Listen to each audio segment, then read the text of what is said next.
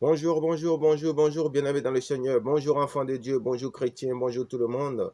Bonjour au nom tout-puissant de Jésus-Christ de Nazareth. Je suis l'apôtre Guédibi de l'église vivante Ars de Noé de Bethléem. Bien-aimés dans le Seigneur, j'aimerais vous parler du don de soi. Certaines personnes préfèrent être un don de soi ou faire don d'eux-mêmes, alors que d'autres préfèrent avoir des dons spirituels. Alors, je me demande, entre le fait d'être un don de soi ou d'avoir des dons spirituels, qu'est-ce qui est mieux? D'autres vous diraient le plus important, c'est d'avoir des dons spirituels. D'autres vous diraient le plus important, c'est d'être soi-même un don, de faire don de sa personne. On verra entre les deux un peu comment tout ça fonctionne et je vais vous laisser juger de tout ça. Alors, bien-aimés, que faut-il choisir d'être? Être un don pour les autres ou avoir de nombreux dons spirituels? Donner sa vie pour les autres, ça dit une forme de sacrifice en quelque sorte. Est-ce ça le don de soi? Ou prendre des risques pour les autres, est-ce ça le don de soi? À vous de décider, bien-aimés. Oui, le Seigneur Jésus-Christ, lui, a offert sa vie. On dit qu'il a fait don de sa vie. Donc, il a fait don de lui-même par son sacrifice propitiatoire. Le sacrifice propitiatoire, c'est-à-dire qu'il est mort sur la croix pour nos péchés à Golgotha. Et le Seigneur Jésus-Christ nous dit aussi qu'on doit aimer notre femme jusqu'à mourir pour elle si cela était nécessaire, jusqu'à se sacrifier pour elle si c'était nécessaire. Vous voyez? Et quand on regarde ça, oui, on voit qu'effectivement, on peut être un don de soi. On peut aussi aimer ses prochains et aussi se sacrifier pour eux. Si cela est nécessaire, on peut aussi parler du don de soi à ce niveau-là, bien aimé. Vous voyez? Donc, on peut être un don de soi tranquillement et cela ne pose pas de problème au Seigneur Jésus quand on le fait bien et qu'on le fait dans les bonnes conditions et pour des bonnes causes, des causes nobles. Mais on ne peut pas aller chercher des histoires, se faire abattre et dire qu'on a fait don de soi. C'est une belle connerie que j'appellerais ce genre de comportement, bien aimé. Oui, le Seigneur Jésus-Christ a donné sa vie pour les autres. Nous aussi, nous pouvons donner notre vie pour les autres. Certains apôtres ont donné leur vie pour le christianisme, c'est-à-dire donc pour Christ et pour les autres. Donc, on peut être un don de soi. C'est noble quand la cause pour laquelle on a fait don de soi est noble. Mais est-ce qu'on peut réellement ou efficacement être un don de soi, c'est-à-dire faire un don de soi, de sa personne, quand on n'a pas de don spirituel, quand on n'a pas de talent? Là encore, c'est une autre question, bien-aimée, à laquelle nous allons essayer de répondre. Les dons spirituels sont nécessaires. Les armes spirituelles sont nécessaires pour combattre les hordes de démons qui nous attaquent quotidiennement, qui nous attaquent sans cesse, 24 heures sur 24 heures. Alors, est-ce qu'on peut dire qu'on a fait un don de soi quand on n'a aucun don? On peut dire qu'on a été tué par les démons, c'est tout. À cela, il y aura vraiment beaucoup de questions à se poser. Parce que le don de soi est une démarche volontaire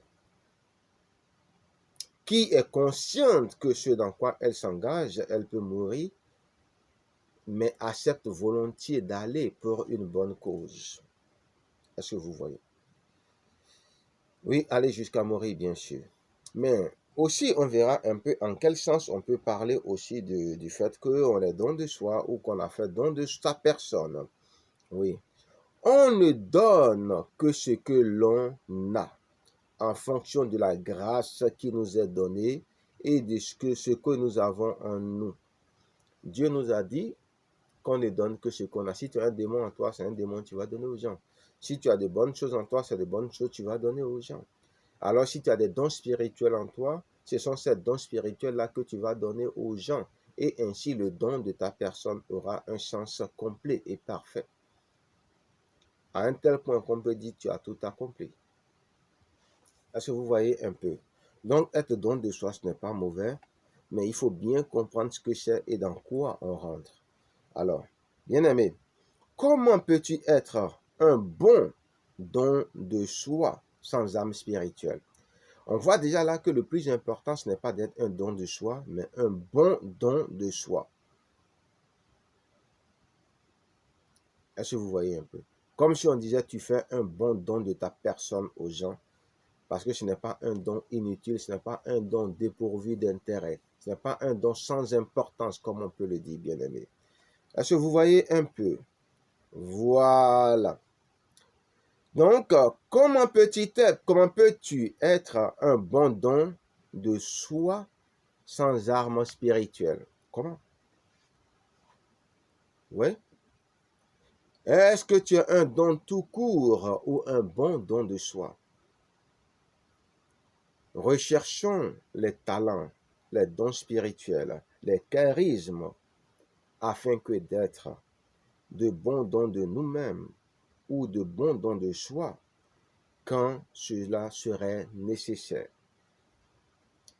Aimer jusqu'à donner sa vie si nécessaire, c'est faire don de soi. Je ne vous parle pas de la cristallisation de l'amour, que les gens peuvent regarder comme un don de soi, c'est des conneries.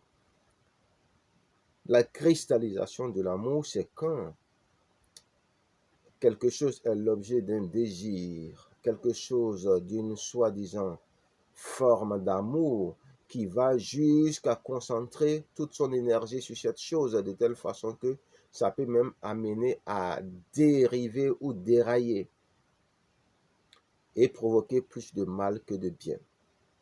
C'est comme une forme de maladie d'amour. Vous voyez? Et dans ces formes de cristallisation de l'amour, il y a des formes de harcèlement de personnes qu'on dit soi-disant aimer alors qu'on les désire égoïstement. L'amour selon Dieu, bien décrit par Paul, est opposé à ce forme de désir ou d'amour cristallin. La recherche éhontée des profits, de l'argent, quand on entend parler de mammon, on ne peut servir 2 maîtres à la fois, Dieu et mammon. Tu aimeras l'un et tu haïras l'autre. Empêche les œuvres véritables de charité, donc les dons véritables de soi. Ici, on voit que le plus important, ce n'est pas d'être un don de soi, mais d'être un don véritable de soi. Crime couvert, bien sûr, par des pseudo-charités. Vous voyez, il y a des gens qui disent qu'ils font des dons, alors qu'en réalité, ce sont des couvertures pour pouvoir commettre des crimes abominables. Vous voyez? Donc, quand vous voyez des gens qui se livrent dans l'humanité et tout ça, il faut bien regarder ce qui se cache derrière cette désignation-là, afin de savoir si vraiment ils font dans l'humanité ou ils se cachent derrière l'humanité ou l'humanitaire pour faire des bêtises et commettre des abominations. Est-ce que vous voyez? Ou des crimes qui n'ont même pas de nom, qui peuvent être classés au rang des crimes contre l'humanité, des génocides. Donc, faites très attention à ce genre de choses. Je crois que pour être un don pour les autres, il faut d'abord avoir plusieurs dons, talents spirituels, charisme. Ce n'est pas mauvais que d'être un don pour les autres. L'amour du prochain ou lointain est en soi un don pour les autres. Travailler dans l'humanité parce que l'on aime tout simplement les hommes est un don de soi que Dieu et les hommes apprécient. Oui, Dieu et les hommes apprécient beaucoup ça. Venir en aide aux gens dans le besoin est un don de soi, peu importe que c'est temporaire ou sur le long terme. Renoncer au plaisir du monde, aux distractions pour se consacrer aux choses de Dieu ou à l'aide non rémunérée ou partiellement rémunérée des gens dans le besoin ou partiellement payée, récompenser des gens dans le besoin, c'est faire aussi quelque part don de sa personne, tantôt d'une manière, tantôt d'une autre, bien-aimée. Le tout n'est pas de faire don de sa personne pour faire don de sa personne, bien-aimé. Le tout n'est pas de faire don de sa personne pour faire don de sa personne. Le plus important est de faire don de sa personne pour les bonnes causes, les bonnes raisons que Dieu et les hommes valident. Provoquer les gens et se faire tuer, ce n'est pas faire don de sa personne pour la bonne cause. Ce n'est même pas faire don de sa personne, c'est faire une connerie. Défendre une pauvre dame que les bandits torturaient, c'est quelque part faire don de sa personne, que l'on vous tue ou pas. Parce que vous prenez des risques. Donc, quand il y a la prise des risques pour les intérêts des autres, il y a la notion déjà du don de soi. Parce que vous voyez, un ministre de Dieu qui ne pense pas à lui et qui ne pense qu'aux autres et qui sacrifie quelque part, paye un prix lourd pour tous ses plaisirs personnels et se concentre uniquement sur les choses de Dieu, 24 sur 24, est toujours consacré à la cause des autres, fait don de soi. En général, les serviteurs de Dieu sont la dîme de l'Éternel. Donc, ils sont quelque part des dons de soi. Des dons de soi pour Dieu et des dons de soi pour les hommes, c'est-à-dire les chrétiens en particulier. Est-ce que vous voyez un peu? C'est ça ce que nous devons comprendre déjà dans ce genre de choses. Vous avez pris des risques après tout, n'est-ce pas? Donc, toute prise de risque pour protéger les autres, pour défendre des choses, est quelque part, ou pour aider, est quelque part une forme de don de soi. Est-ce que vous voyez un peu? Mais toute prise de risque inconsidérée, égoïste, dans un but d'orgueil, de se faire voir, n'est pas un don de sa personne ou un bon don de soi. La prostitution est une mauvaise façon de faire don de soi. Le don de sa personne parce que Dieu et les hommes savent que ce n'est pas bon, que c'est un péché passible de grande peine que de se prostituer. Les gens peuvent dire, don de soi, ça y est, c'est se livrer aux gens, se donner aux gens. Donc, comme je me donne aux gens en tant que prostituée, je fais don de ma personne, donc je fais don de soi.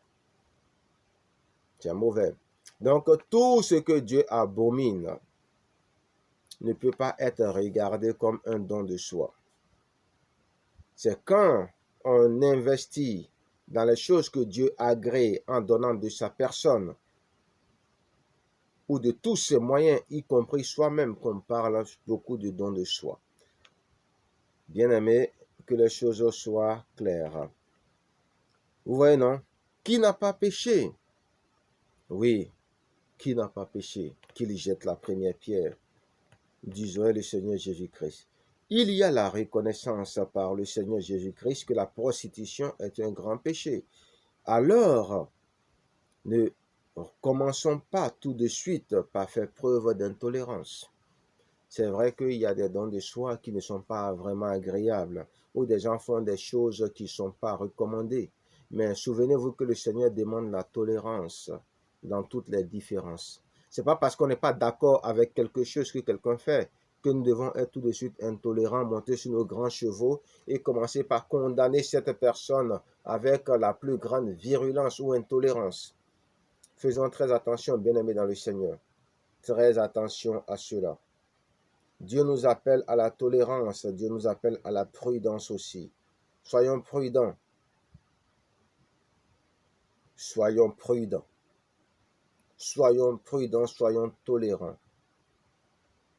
Soyons tolérants en Christ.